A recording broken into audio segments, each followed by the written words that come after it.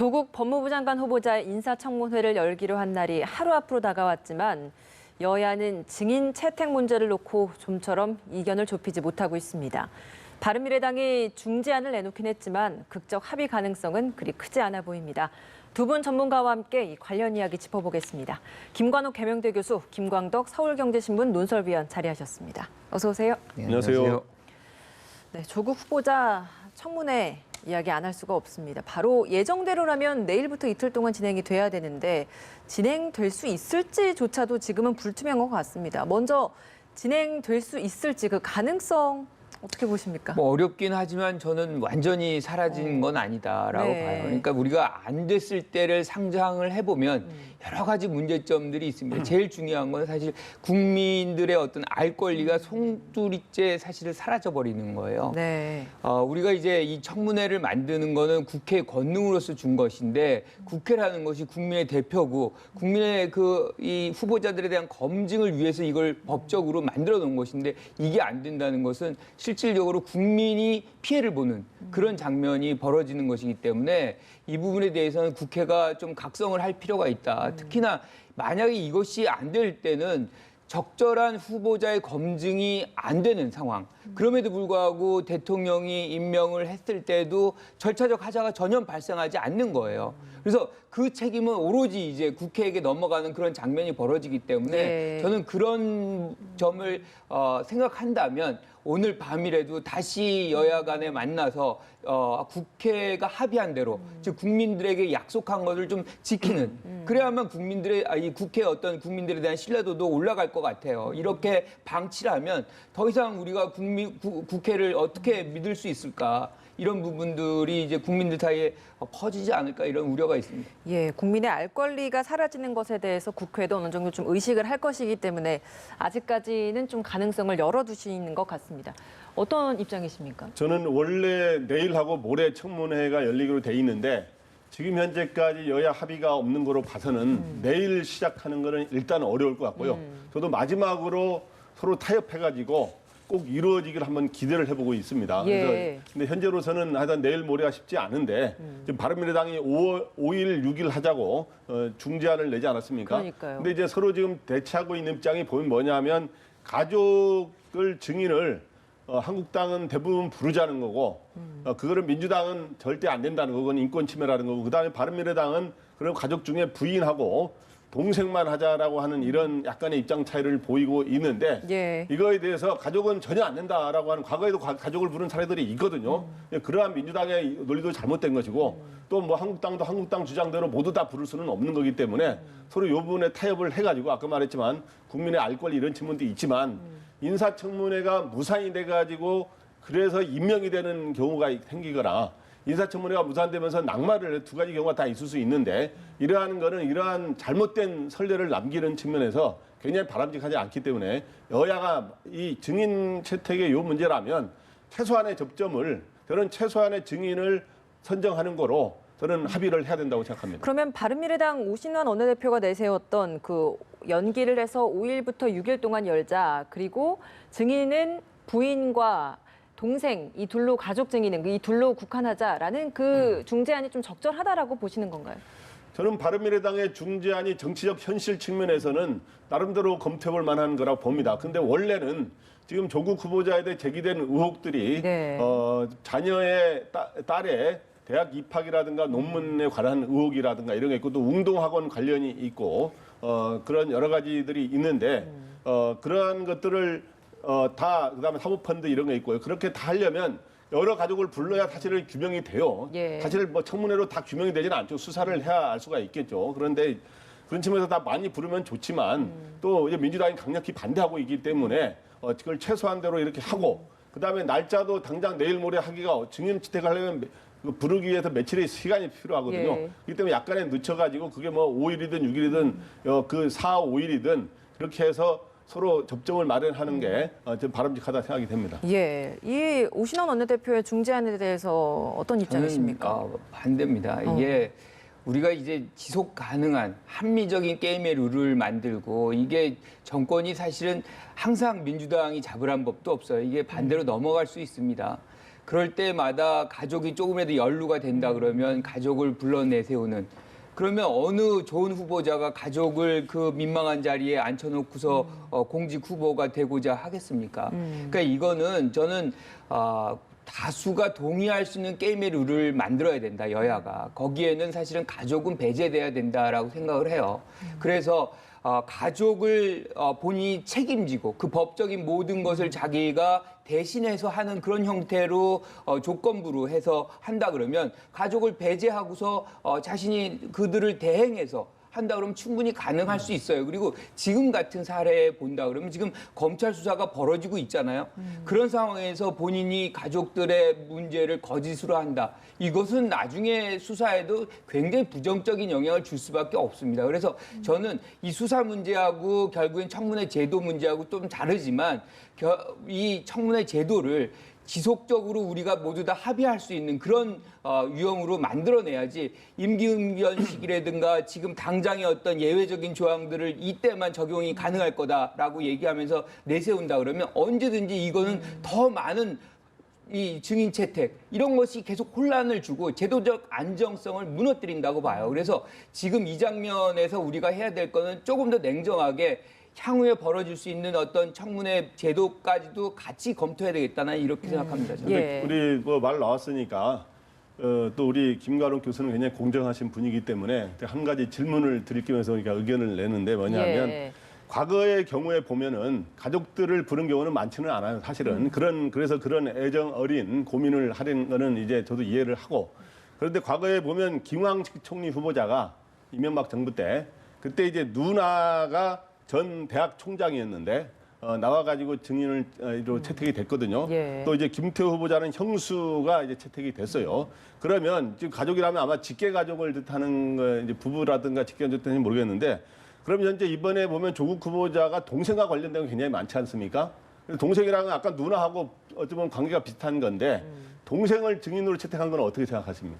저는 기본적으로 가족은 결국에는 그런 문제가 법적인 문제와 연루가 돼 있다 그러면 수사기관에 의해서 수사를 받게 됩니다. 예. 그리고 이 장면에서 수사가 지금 진행되는 데서 본인 후보자가 거짓을 얘기한다. 그러면 우리가 사실은 청문회를 더 해야 되는 이유가 지금 뭐 기자 인터뷰라든가 또는 뭐 국민 청문회라든가 이 법적인 제재 조건이 전혀 없어요.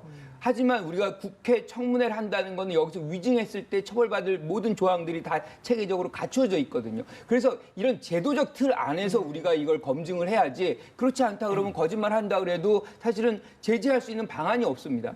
그런 차원에서 우리가 자꾸 가족이라든가 실질적으로 후보자들이 굉장히 꺼려하는 것들을 계속해서 이 안에 제도권 안에 넣는다 그러면 그만큼 더 좋은 사람들이 들어올 수 있는 기회를 좀 저는 막을 수 있는 효과가 발생할 수 있다라고 생각해요.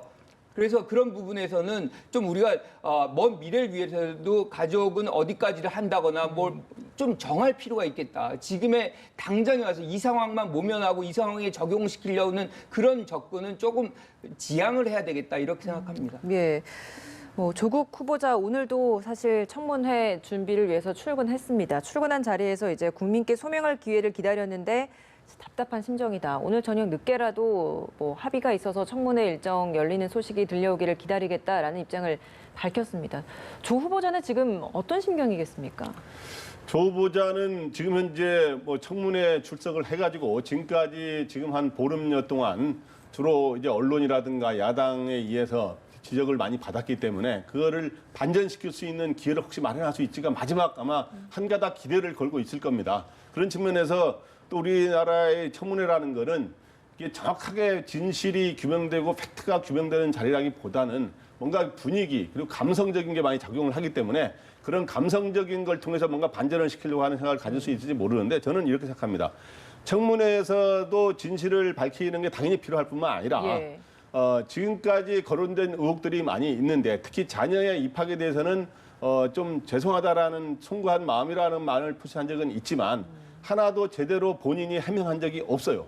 그리고 사모펀드라든가 이런 거라든가 그냥 학원에 대해서도 그 후보자 측에서 일부 해명한 거는 있습니다만은 구체적인 본질적인 그 의문에 대해서 해명한 게 별로 없고 또 하나는 운동학원에 대해서는 그 후보자 측에서 별로 운동학원에 이사로 있었지만 관여한 적이 없었다고 이렇게 말을 해왔는데 최근에 한 자료에 보면 웅동학원의 당시 어떤 회의록이 하나 공개되지 않았습니까?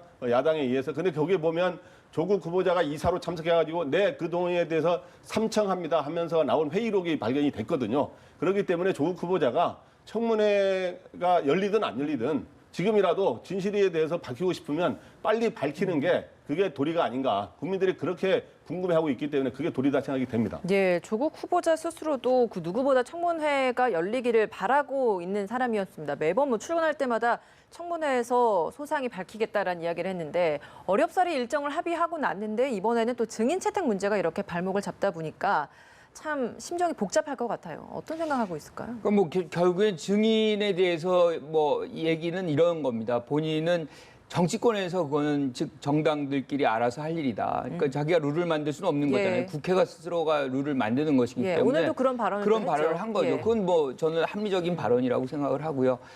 국회가 그럼에도 불구하고 가족까지 나와야 된다라고 한다 그러면 나가야 되겠죠. 그런데 우리가 상상을 해보면 80이 넘은 노모와 어린 딸을 데리고 가서 앉아가지고 이렇게 한다는 것이 그게 좀 모양이 좋은 것인가. 우리는 공직 후보자를 뽑는 것이기도 하지만 그 공직 후보자의 어떤 인권 그리고 그들의 가족에 대한 인권 뭐 이런 것도 같이 고민을 해야 되는 그런 인권의 어떤 성숙한 그 사회의 면모를 우리가 갖고 있거든요. 그래서 전체적으로 우리가 지금 되는 상황을 보면 일단은 의혹을 사실화하려고 하는 그렇게 해서 자꾸 이제 이 청문회를 얘기하는 이유는 그것이 사실이 아닐 수도 있는데 사실화되는 상황이 있기 때문에 그거를 해소시킬 수 있는 또는 소명할 수 있는 기회를 달라는 거거든요. 그러니까 저는 그런 것까지는 주어지고서 그 다음에 이제 거기에서 확인이 된다 그러면 그때 가서 당신은 위선자요. 뭐 어떠한 규정을 해도 그건 무방하지만 그런 어떤 객관적인 사실관계가 증명이 안 된 상황에서 뭔가를 먼저 규정한다 그러는 것은 예. 그거는 조금 불합리하다. 저 이렇게 생각합니다. 예, 이렇게 뭐 청문회 일정 잡는 게 너무 어렵다 보니까 일각에서는 뭐 여야 모두가 청문회를 서로 안 하려는 뭔가에 다 뭔가 노림수가 있다라는 이야기가 있어요. 그러니까 뭐 저는 자유한국당 같은 경우는 조금 뚜렷한 것 같아요. 어제도 이제 장외 집회를 하고 올 봄에도 몇 개월 동안 지금 국회가 공전이 됐잖아요. 20대 국회만큼 어떻게 보면은 일을 많이 안 하는 국회도 없을 만큼 이렇게 전개가 되고 있는데 그 상당한 책임이 저는 자유한국당에 있다. 그런데 근본적으로 이렇게 29일까지 사실은 해야 되는 거거든요. 14일 날 송부를 했기 때문에 29일까지 청문회 다 마무리되고 3일까지가 재송부를 하는 그런 기간이 돼 있는 이것도 다 넘어온 겁니다. 예. 그럼에도 불구하고 이 약속도 다시 안 지킨다는 거는 결국엔 이 이슈 어떻게 보면 야당에게 유리한 이슈를 추석상까지 가져가 보겠다는 그런 계산이 여기에 깔려 있는 거 아닌가 뭐 이런 생각을 해요.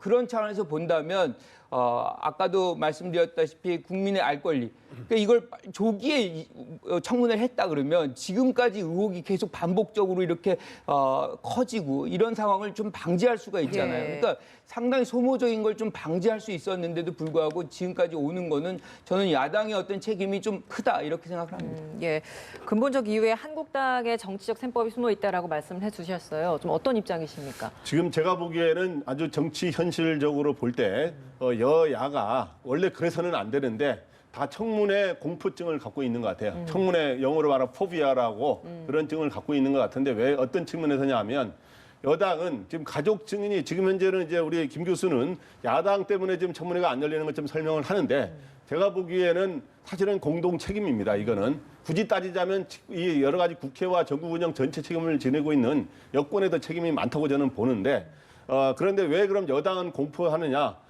그거를 공포심을 갖느냐 하면 예. 가족 증인들이 나왔을 때 조국 후보자는 말을 잘하잖아요. 그래도 잘하고 뭔가 감성적으로 뭔가 그걸 할 수 있는 나름대로 능력을 갖고 있는데 가족들이 왔을 때 말이 서로 엇갈렸다든가 이렇게 나오면은 그게 굉장히 곤란한 입장에 처하거든요. 바로 그 점을 여당이 두려워하는 것이고 야당은 청문회를 했음에도 불구하고 그 자리에서 보통 우리나라 청문회 속성이 이래요. 그전까지 제기된 보름 동안 제기된 의혹은 굉장히 중요한 게 많았음에도 불구하고 굳이 그거는 별로 중요시하지 않고 청문회에서 새로운 한 방이 나왔어? 요거를 중심으로 하는 문화이기 때문에 그날 새로운 한 방이 나오지 않고 임명이 돼버리면 야당이 굉장히 부담스러운 상황이 돼버리는 이런 상황이기 때문에 야당도 그런 점에서 공포증을 갖고 있다. 이렇게 생각이 됩니다.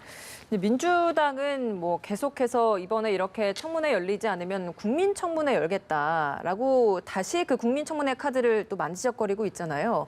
이 국민청문회 개최라는 것이 여당 그리고 조국 후보자에게 이게 악수가 될까요? 어떤 영향을 좀 미칠까요? 뭐 일장일단이 있다고 봐요. 뭐냐면 이제 소명할 수 있는 기회는 받을 텐데 저는 이런 국민 청문회다. 이거 사실 없었던 거죠. 거의 기자회견의 성격이 강할 텐데 이것이 저는 정치적 어떤 제도적 안정성을 무너뜨리는 그렇게 해서 어떻게 보면 국회 권능이 약화되는 그런 차원이 벌어지는 수 있는 거거든요. 그러니까 스스로가 국회가 자신들의 어떤 힘을 내려놓는 자신의 힘이 아닙니다. 사실은 국민의 대표이기 때문에 국민의 힘을 내려놓는 거예요. 그래서 이 부분은 저는 어떻게 해도 소명할 기회를 줘야 되기 때문에 국민청문회라는 어떤 형식하에 이제 가려고 할 수도 있겠지만 가급적이면 여야가 합의를 해서 국회 청문회 과정을 반드시 좀 거치는 것이 필요하다라고 생각을 하고요.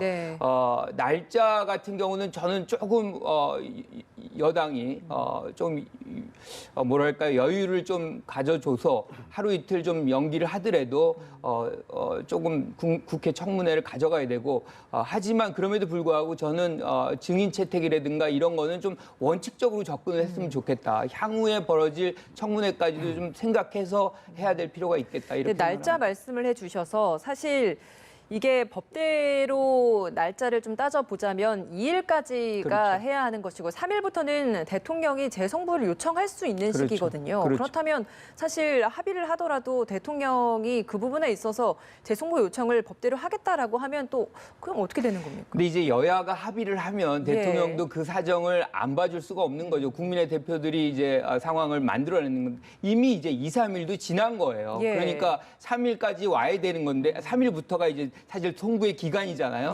그런데 이제 그날까지 청문회를 한다는 것도 청와대에서는 수용을 해준 거거든요. 그 이후부터는 사실상 대통령의 시간이고 대통령이 자율적으로 언제든 재송부 요청할 수도 있고 또 임명을 할 수도 있어요. 그런데 저는 그럼에도 불구하고 국민의 대표가 공식적인 어떤 이 국회의 권능을 갖고서 청문회를 하겠다고 한다 그러면 청와대가 그 부분을 좀 수용할 필요가 있겠다라고 생각을 합니다.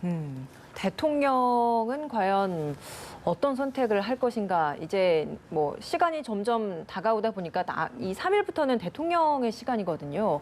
과연 어떤 선택을 하게 될까요? 요즘에 그 대통령의 시간이라는 또 신조어가 이제 언론에 등장하고 있는데 대통령의 시간과 뭐 무슨 국회의 시간이 따로 있는 게 아니고요.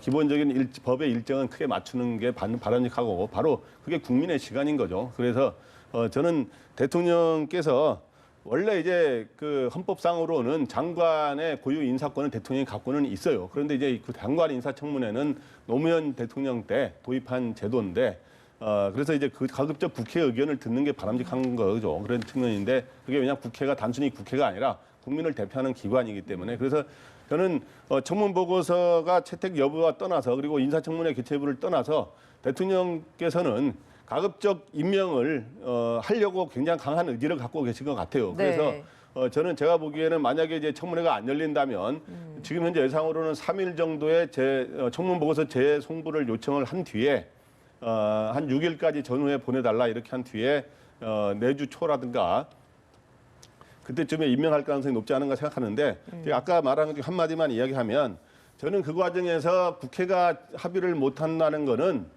어쩌면 여당이 가족 증인 몇 사람 해주면은 하겠다는 거 아닙니까? 그래서 그런 측면에서 여야 간에 다 잘못이 있는 거기 때문에 저는 국민 청문회는 진짜 잘못된 선례를 만드는 거예요. 이거는 그야말로 포퓰리즘의 전형인 것이고 원래 민주주의라는 건 잘 아시겠지만 의회 민주주의를 기본으로 해야 되는 거예요. 근데 의회 민주주의를 바라는 거거든요. 이거는 의회를 거부하고 그렇기 때문에 이런 선례는 절대 남기면 안 되고 여기에 일부 기자단체라든가 여기에서 참여 노무니가 있었는데 저는 그러한 결정을 한다면 그거는 청와대와 여당이 주도하는 그런 모임에 특정 기자라든가 이런 단체들이 참여를 결정하는 거는 굉장히 바람직하지 않은 일이다. 그런 거를 주의하셔야 된다. 이렇게 꼭 말하고 싶습니다.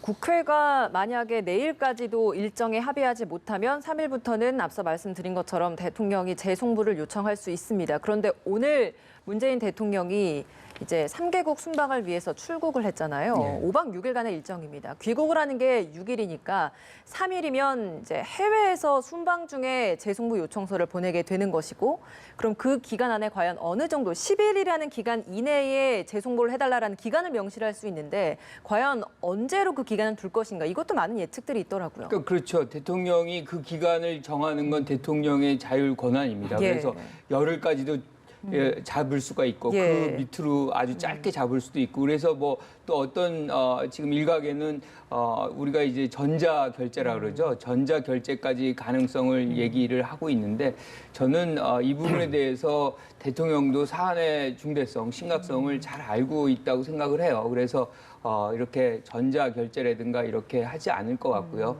조금 더 시간을 주고 송부를 하는, 그래서 좀 더 이 국회가 실질적으로 후보자를 검증하고 특히나 이제 청문을 통해서 예. 이런 과정을 충분히 주고 나서도 그때까지도 안 된다 그러면 뭐 방법이 없는 거 아닙니까? 그리고 그럼으로 해서 발생하는 후보자에 대한 검증의 어떤 부실성, 이런 것은 오로지 사실은 국회가 책임을 지는 수밖에 없어요.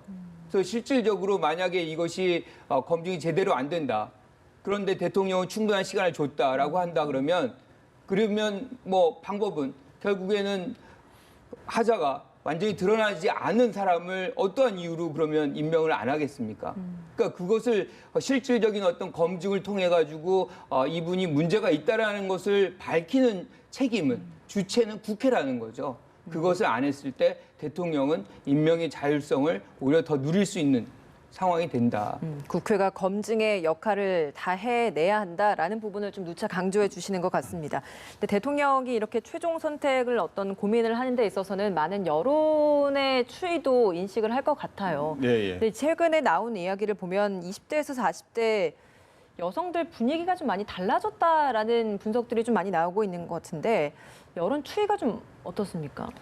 네, 일단은 아까 20대, 40대 여성들의 그 주로 이제 그 인터넷에서 모임이 맘카페 같은 게 많지 않습니까? 예. 근데 이제 이 문재인 정부의 주요 가장 핵심 지지층 중에 하나가 바로 이 20, 40대 좀 젊은 여성들의 지지가 굉장히 높았어요, 상대적으로. 그래서 이제 이 조국 후보자 처음에 논란이 생겼을 때 저도 이제 그 누구한테 이제 거기에 그걸 들여다봤다는 사람들한테 얘기를 해봤더니, 처음에는 조국 후보자를 비판하는 글을 누가 올리면 여기서 나가시라고 하는 것도 댓글도 달리면 상당히 거의 조국 후보자를 엄호하는 이런 여론이 굉장히 그 맘카페에서 높았고, 평소에도 또 민주당이 맘카페에 굉장히 기대를 많이 하고 있어요. 그런데 이제 최근에 그 길어지는 과정에서 이거에 대해서 조국 후보자를 비판하는 글들이 많이 올리면서, 또 여기에 또 그걸 반대로 이걸 반박하는 글도 올리면서 굉장히 논쟁을 벌어지고 있다는 거는, 그동안 맘카페들이 굉장히 민주당의 우호적이었던 평소 분위기와 보면은 굉장히 달라진 것이고, 근데 이제 전체적 국민 여론은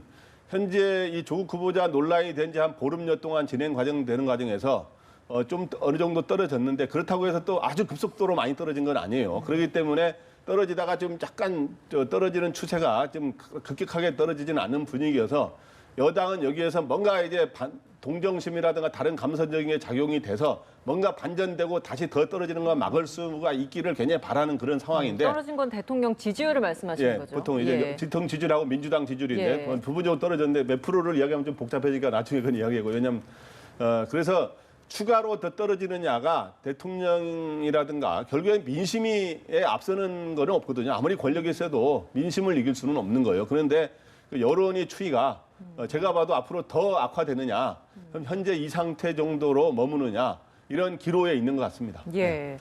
교수님께서는 현재 여론의 추이 좀 어떻게 분석하고 계십니까? 지금 뭐 말씀하시는 그런 추이가 지금 반영이 되고 있어요. 그런데 특히나 이제 엄마들 맘카페 얘기도 지금 나왔지만 이런 20대도 마찬가지고요. 왜 이분들이 더 이 이슈에 대해서 이제 민감하냐면, 결국에는 입시라든가 뭐 이런 것들에서 가장 중요한 가치가 사실 공정성이거든요.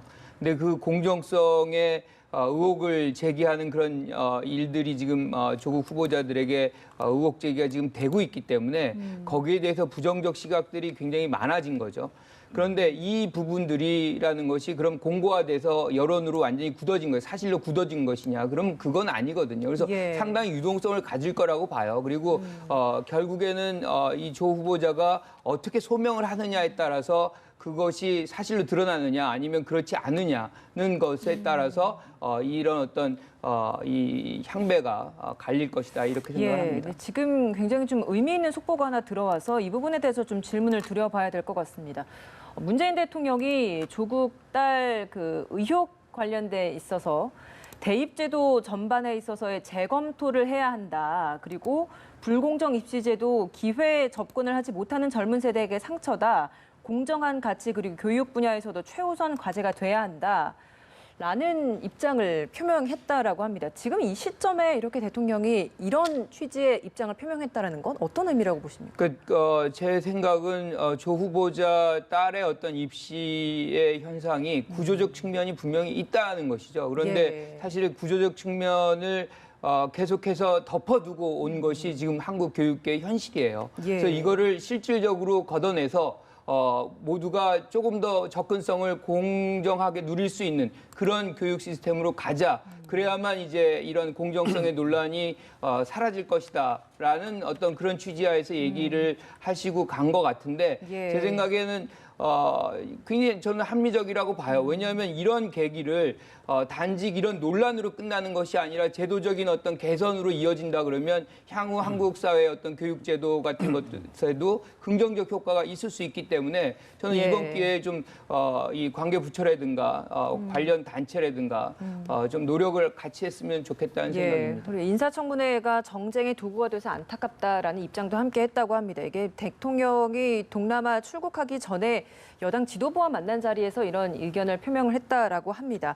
이런 발언은 좀 어떻게 들으셨습니까? 일단 지금 대통령이 굉장히 고민하고 있다는 것을 보여준 것 같아요. 그런데 예. 일단 현재 그 고민하고 있는데 조국 후보자의 거취까지도 사실 고민하고 있을 겁니다. 그런데 저 말은 뭐냐면 일단 두 가지 가능성이 있는데 하나는 이게 조국 후보자 개인의 문제가 아니라 바로 구조적 비리의 문제이기 때문에 그거를 구조적인 거를 개혁해가는 거에 중점을 둬야 된다. 그래서 조국 후보자를 보호하려고 하는 마음이 저는 거기에 좀 더 비중이 있는 것 같아요. 조금. 그리고 또 하나는 바로 저런 문제가 그런데도 불구하고 법무장관 바로 우리나라 공정한 법 집행 정의를 다루는 법무장관에 과연 그럼 앉는 게 맞느냐.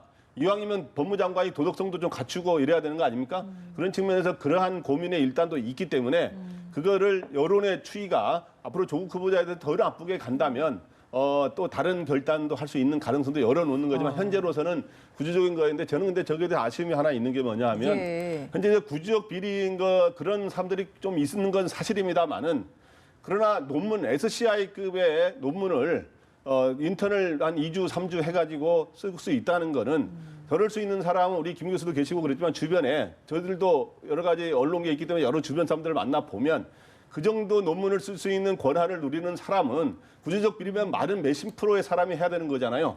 저는 그런 사람이 1%도 안 된다고 생각합니다. 1%도 안 돼, 0.1%도 안 된다. 왜냐하면 우리 주변에 물어봤더니 엄두도 낼 수 없는 일이라는 사람들이 대부분이에요. 그렇기 때문에 그런 측면에서 구조적 비리가 조국 후보자를 잘못을 이러한 거를 감출 수 있는 거는 되지 못한다 이렇게 생각이 됩니다. 예, 오늘 출국에 앞서서 문재인 대통령이 여당 지도부와 만난 자리에서 이렇게 입장을 표명했습니다. 대통령의 고심이 얼마나 큰지가 이런 말들에서 다 드러나는 것 같습니다. 오늘 두 분 말씀 여기서 마무리 짓도록 하겠습니다. 고맙습니다.